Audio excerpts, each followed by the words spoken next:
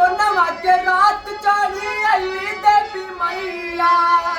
रुक रे नौन दिया बारे दे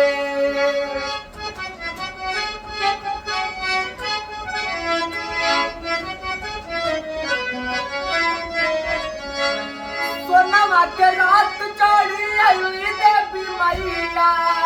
रुक रे नौन दिया बारे दे अच्छा से रईच के चाउर से पईच के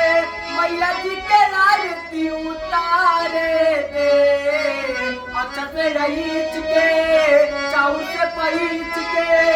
मैया के पंडाल में उतारे दे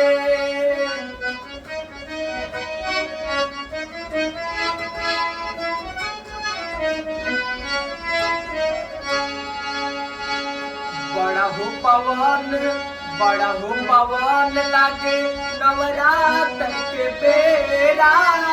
साल भर दुई बेरी आवेला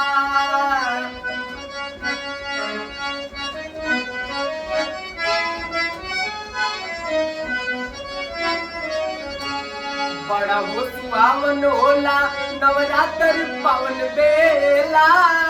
साल भर दुई बेरी आवेला छोड़ी के पहाड़वा आवेली मैया रानी